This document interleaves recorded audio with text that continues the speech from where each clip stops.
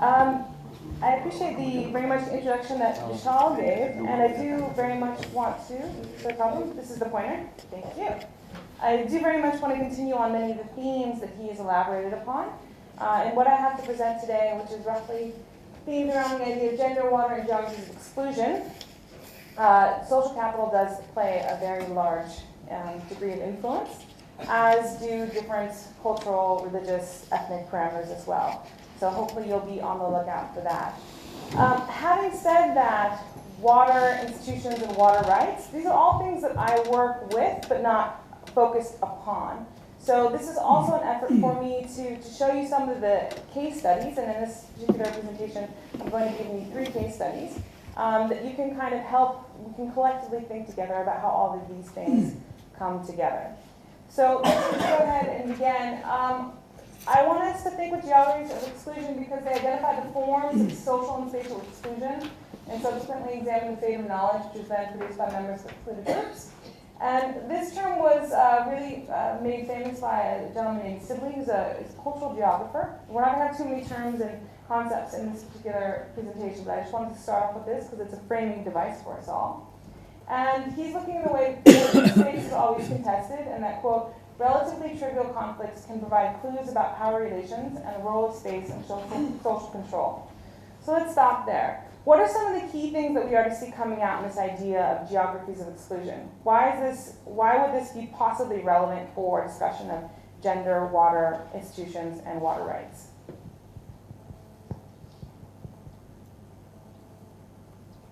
See more powerful control, the more advantageous space. Yeah, okay, so the layout of the space reflects a lot of social hierarchies and power variations. Is that correct? Can we think about the city of Delhi, for instance? What do we think about when we think of Delhi's spatial differentiation? Is there a lot of equality in the spatial differentiation across Delhi, or inequality? Inequality. So we have last, because it's such an outrageous question to be asking. Is that correct? Okay, so I'm going to get to some of those slides in just a minute. But what else do we see? What other key concepts do we see coming up from this idea of exclusion? So we have power, and that was a great point. What else do we have in here? We have knowledge. Why would knowledge be important in thinking about geographies of exclusion? Certain kinds of knowledge may be privileged over others. Exactly.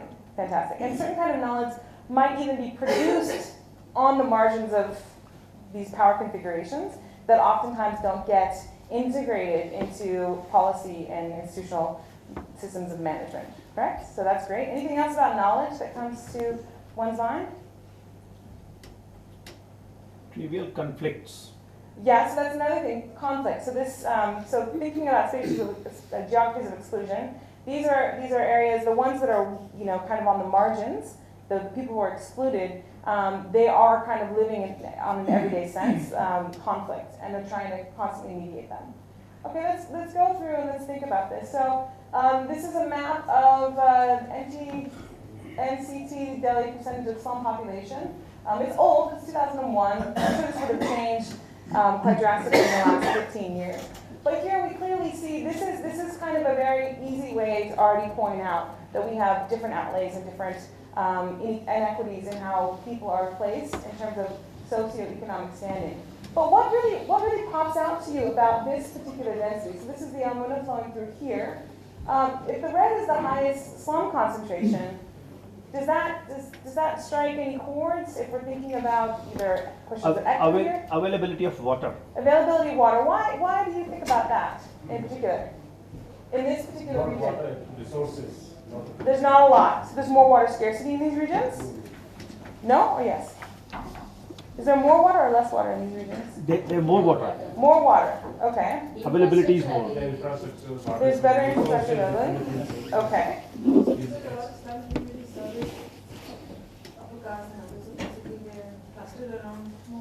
Exactly. So you already have, within these areas, yeah, you have a lot of slum dwellers, oftentimes service providers for people who are in areas that are wealthier. So this actually is also pointing out, this is the density of probably the highest income areas, right? And simultaneously the lowest income areas. So you have the two existing at the same time.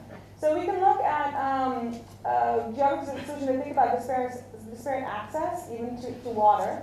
And then what I want for you all to be pitching in at the end of each of these case studies is to talk to me about your perceptions of how institutions can play a role in addressing some of these geographies of exclusion. So this is the last slide before we start talking about this first case study, and this is the Center for Science and Environment's schema of who gets, this is liters per capita per day. So I think the area we were just looking at that I was pointing out around the highest concentration of slums would have been around here, I think, isn't it? About there. So we have, and this is Carol Bog, this is from the cantonment, this is Army cantonment. And does this also include the embassy? No, that's NDMC. Oh, okay, I see, great. Well, so we have a huge spread in terms of who has access to water and who doesn't. These two numbers I find very striking, Norella and Meroli. But the reason why I put this up to overlay it with the last slide is to point out again that these slides and these figures tell always only one very basic side of the equation, which is like total water supply per capita. But they often don't tell us about within an area such as this, the people that are living in the slums, what kind of exclusion and marginality they're experiencing, not just economically, but also around water. So what do we know about slum dwellers in the more affluent parts of Delhi and their water struggles? You all work in the sector, so I know things that I would like to say, but let's hear what you have to share about their experiences of exclusion around water. Like quantity and quality issues are there with water. A lot of quantity and quality issues, exactly. Very often they live in neighborhoods which don't have access. There's no formal government provision of water. They're oftentimes off the grid, and the government maintains that so that it doesn't get formalized, the settlement. Anything else? Even installation of proper Yeah, pipelines and metering. Infrastructure is not there. Yeah, unless there's an institution like the one Rena was talking about yesterday that's going in and trying to provide that for them. So you have, I mean, I've exchanged in past times in India, I've exchanged with some of these people living in these communities, particularly ones across from like the American Embassy School, for instance. There's a very prominent slum there. It's quite fascinating, the contrast. And as a matter of fact, the American Embassy School and the American Embassy, they do a lot of rainwater harvesting. So they're actually capturing, hundreds of millions of liters of water every year, putting it back into their ground, but it doesn't necessarily percolate over to the slums nearby. And if you talk to people there, they'll point out a few things. I mean, they oftentimes have to draw water twice a day, in the morning and the evening. They have to fight over the water. I mean, it's a negotiation, it's a practice of sorts. And oftentimes they can't drink that water, they can't bathe in that water. It causes their hair to fall out, causes stomach ailments. And a lot of the time, extra time that they would have perhaps beyond that to engage in meaningful employment and income generation, they have to stay and either be there for the time to draw water out of the well or to wait for the tank of water. Now, what gender configuration would be tasked with that, right? You all know the answer. It's oftentimes the women. Now, this is a major issue for reasons that we've been discussing. The first one is, a loss of income generation for women is very significant in terms of their women's ability to have a better standard of living. Oftentimes, qualities around hygiene and nutrition are better when there's more income generation. This affects the quality of hygiene and nutrition of children. So the next generation coming up is often doing better. As a matter of fact, Yalva Trulov, whose work I'm going to highlight in another slide, has pointed out that in slums such as the one across from the American Embassy School, that in Chanyakapuri, different areas of Chanyakapuri, slum dwellers often say that the incidence of diarrhea is once monthly per person. Right? So that's a huge loss of time. It's a huge investment in medications that they're able to buy them, that they're investing. And there's like an energy tax and there's an overall quality of life tax that's going on with that as well. And then what about the water tanker scenarios? What do you know about water tanker supply to these particular communities? That is why the can itself is showing that they have to fetch water from some long distances and they have to store in there because lot of problems also. There's a lot of Conflicts conflicts. also there. Exactly. And no metering and no measurement and because of the structural facilities not given, we cannot measure also actually how much they demand and what is their requirement. Temperature variations also there. When the Number temperature variation, comes even down, population density variation is also you don't know how many are there settled and all, Very there's no true. countable measurement and all. So it is creating a lot of challenges to improve the system, and it is an unorganized colony. At Yes. any time it may relocate Very also. good. So there's a problem of investment as well and upkeep and maintenance. Exactly. So then the other issue that we have in these particular regions and communities, if we're thinking about access to water access to slums, which are geographies that are by default excluded, by nature excluded. Another thing that we see is that communities, we see very weak social institutions. You have a lot of communities that are precarious. There's a lot of migrants, so you have a lot of different speakers of different languages, from different castes, from different ethnicities.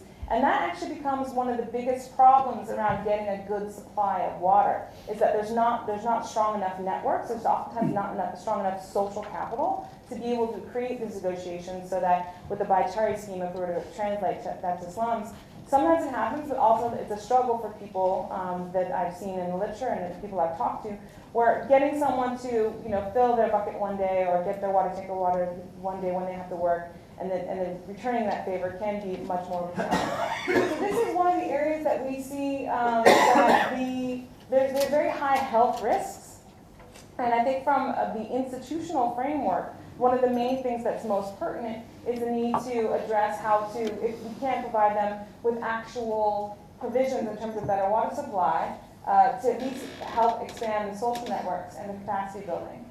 So this is something that Yaffa Trulove, and it's kind of a dense academic article, so I didn't necessarily send it over for reading, but if you're interested, I would definitely suggest that you note this down. She's done a lot of work around this very issue on water inequity in Delhi, looking from a feminist political ecology framework. So I would highly recommend this if you're interested in understanding how women in slums in particular are suffering with and from water. Feminist political ecology is something we can talk about in one of the later slides, because I have put it up in case it's a point of interest for the rest of you. But she's pointing out that that in Delhi's unreliable water supply, only women go to fetch water. The husbands, this is a quote, our husbands always think about their work and job, but they never think about collecting water. They of course need water, but they do not have the headache of collecting water. They do not want to know which types of problems are being faced by ladies in fetching water. So what else is this particular quote helping us understand about the geographies of exclusion within these particular communities?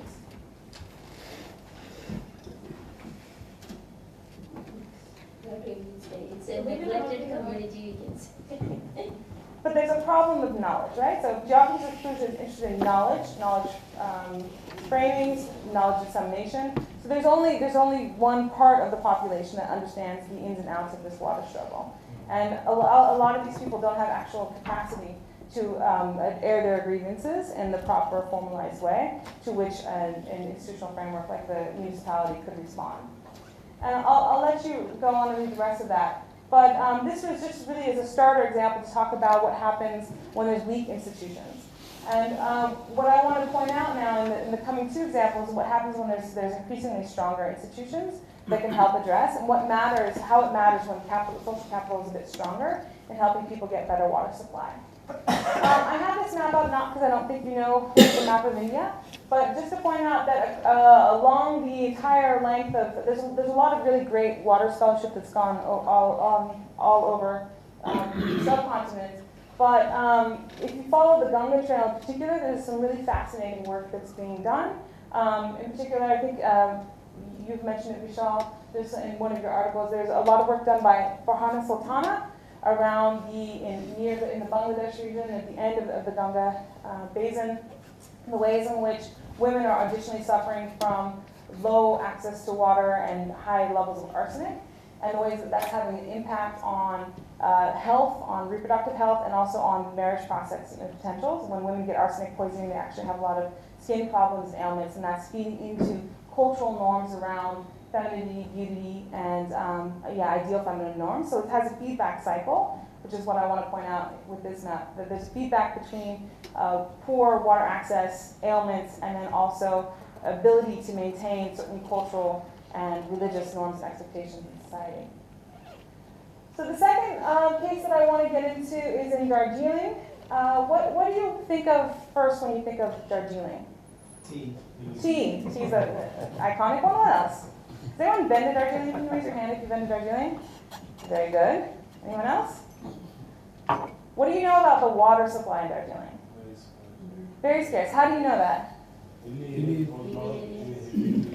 Hilly regions. Okay. It's interesting that everyone says the points that out as if being hilly region should mean that it has less water. But doesn't there hilly regions get a lot of rainwater, right? So why would there be scarcity? There is no proper There's a lot of runoff. There's no proper infrastructure for collecting it. It's true, exactly. So Darjeeling is a really interesting case. Let me just see what I have here. Darjeeling is a really interesting case, and it was obviously founded by the British in the 1850s.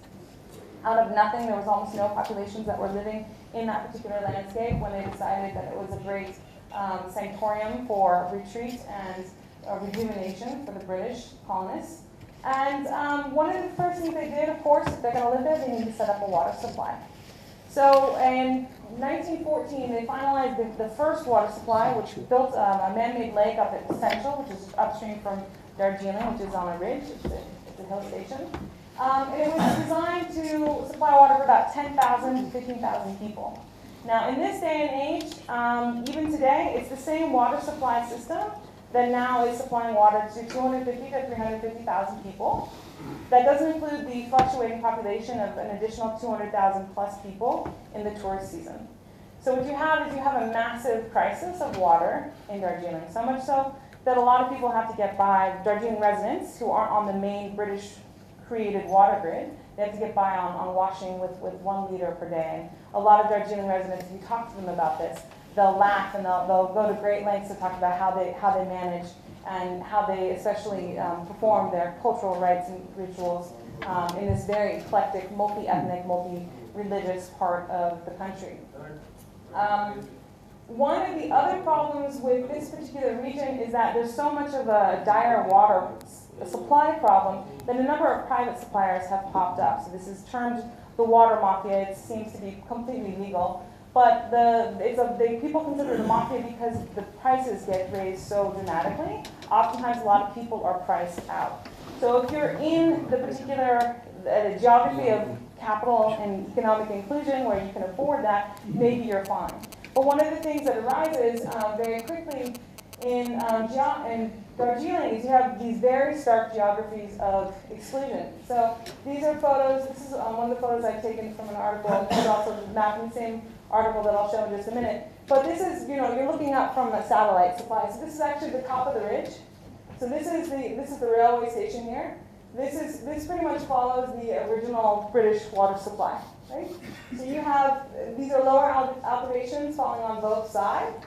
And so you actually have a schema of high water per capita density here, and it falls lower and lower as you get farther down the hill. There's also greater and greater amounts of raw sewage that are flowing down the hill because there's not a great sewage supply, and that contaminates a lot of the water. It means that there's poor populations with less water, worse quality, more ailments, leading into all of the public health issues that I addressed earlier. So in this particular photo, you have I think this is the community here, Johar Basti is this particular community. So you can see that it's already a very gendered space. These would be images from any part of the country that would be familiar to you. But in talking with these women, I mean, some of these women in a region just literally 100 yards up the hill, you have some of the most expensive hotels in the region. So 100 yards down, and these women are waiting 2 hours, 3 hours to get water. Now, fortunately, they are part of a particular collective known as a Samaj, right? A social organization known as a Dang Samaj, right? A village collective, village community.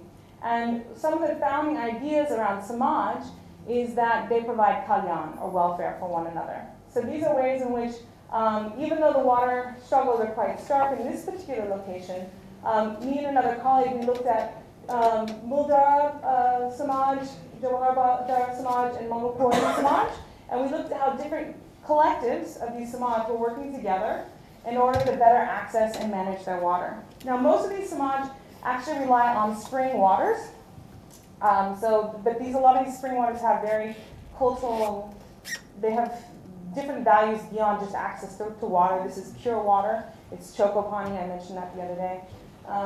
So it's water that's both fit for consumption directly, but is also ritually fit. And a lot of people would believe that there's spirits and devta that and nag that live in these waters and help maintain these waters. So even though this particular photo looks like, you know, another one of those photos that you would put in a book to talk about water scarcity, this is actually a photo of water management and water abundance for particular communities. The reason why this has happened is that they have set out very strong rules and regulations for how to manage that spring water. There are very clear mandates on what you cannot do. Dumping, polluting, there's very clear restrictions on how much water you can take on at any time. If there's a problem in the water supply, everyone pitches in money to have it corrected. If someone is transgressing, there's a council and they might be kicked out of the samaj, which would mean they would be prevented from actually using this water supply. And the samaj, these collectives, these village collectives, don't only just worry about water supply. They take annual fees if you want to belong in this samaj. And they help each other out in times of marriages. They pitch in for the costs. In times of funerals, they pitch in for the costs. And one of the amazing things about these samaj in Darjeeling is that they're incredibly multi-ethnic, multi-religious. So you'll find people, it's one of the few areas in India that I've found so far, where you'll find people in samaj who are Christian, Muslim, Hindu, originally Rai or Lapcha.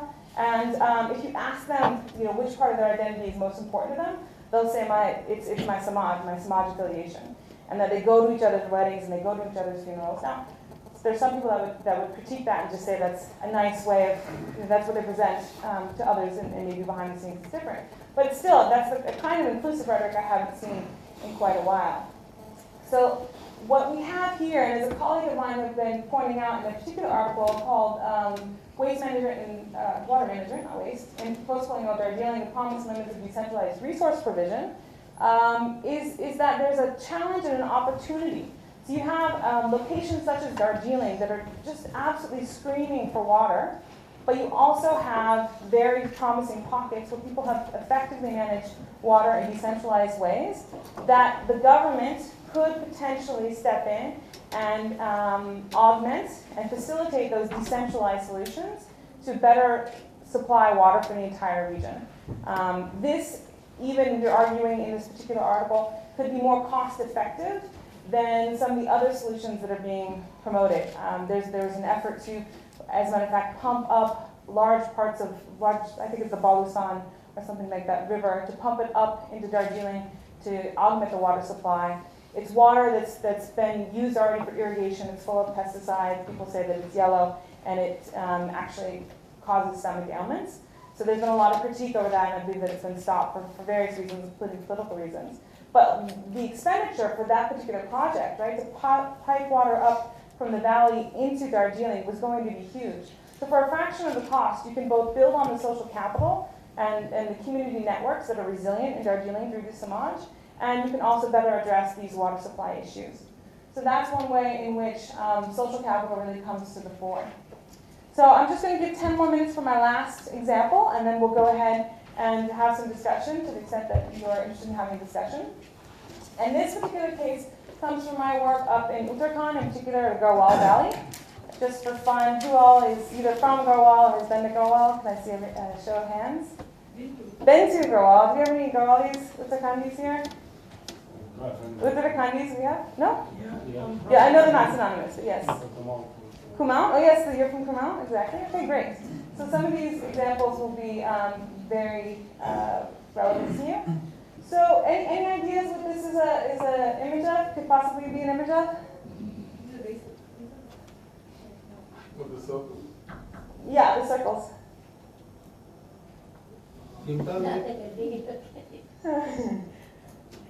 Take a guess. Springs. There's something over Darjeeling that's Water huge. extraction? Okay. No, Delhi doesn't have it. This here is the Sardar Sarovar Dam.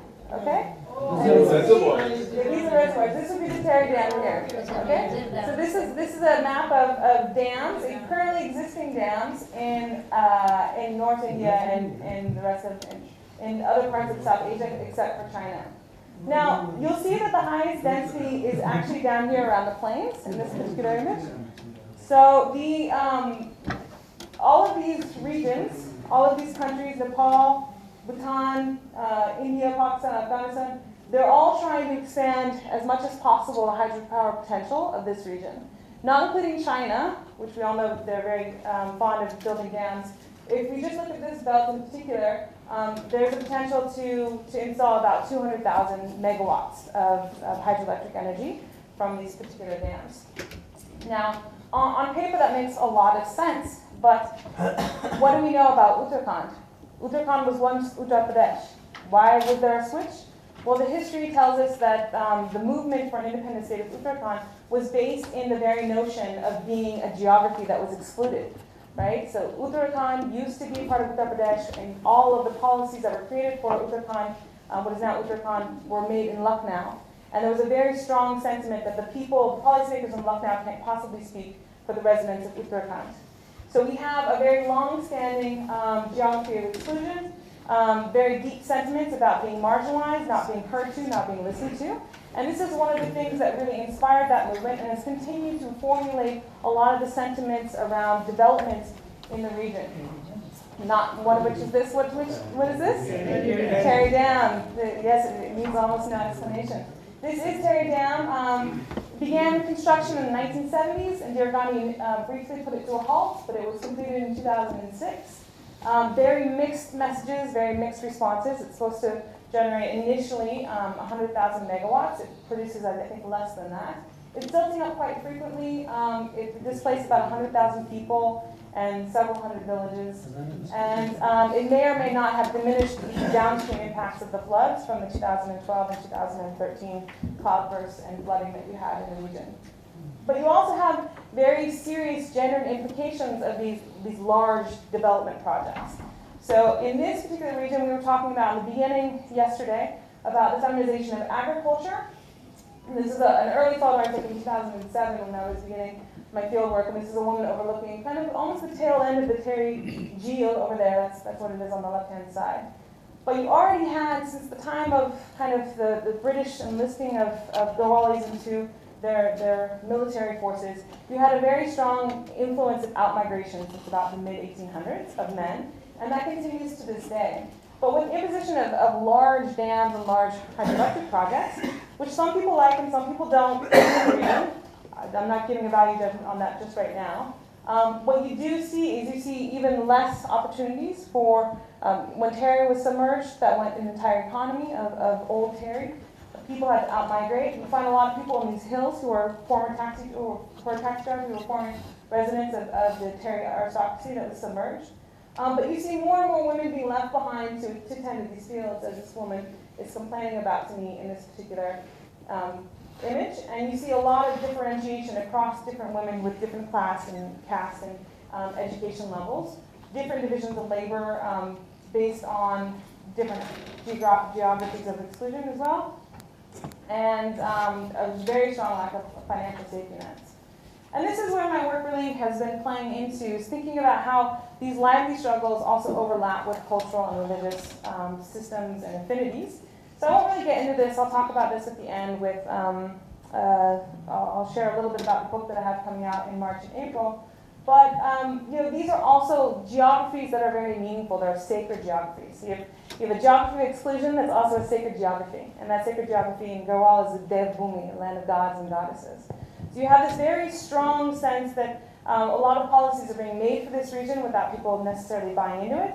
And then also this might be, for those that don't like dam building, it might be an infraction of their rights.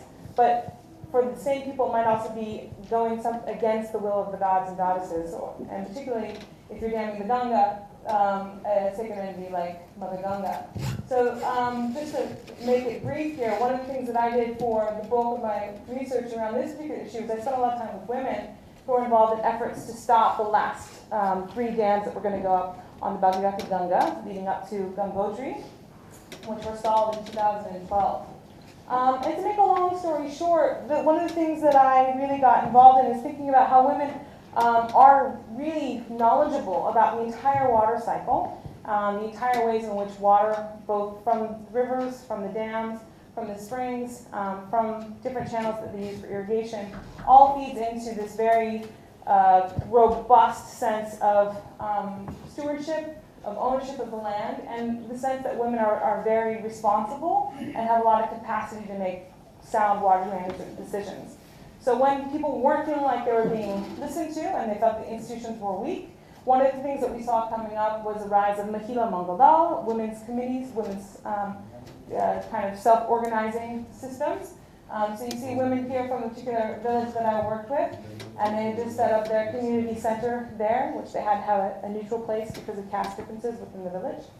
But you see that more and more these sorts of organizations are coming together to create a way for women to not necessarily agree, but at least come up with a unified voice that then they lead to, they present their concerns around water or other kinds of development to Panchayat or Sarpanch sort of officials and figures. So again, you have people who are still trying, who are building on, or creating networks and social capital, oftentimes social capital that can be very gendered. And I'll leave it for those that want to read my book, but this really ties into other gendered configurations of responsibility and like dharmic responsibility that women have within the Hindu faith to be good stewards, to be good people who follow a higher moral code than perhaps one that is expressed by mainstream development. I'll leave this here, but I do want to just point out that there's a lot of ways in which we could theorize some of these connections between gender, between water, and between environment. And these are all points of focus. These are also all points of disagreement. So for those of you that are studying this, these are things that you go to in literature. You could look at ecofeminism and its critiques, feminist environmentalism, which Nina Agarwal of Delhi University really made popular and famous. Feminist political ecology, which is now probably the cutting edge theoretical framework that we have around women and environment. Women in the politics of place, right? Places are within geographies. Geographies can be both excluded, included, or sacred. And then we have various other frameworks.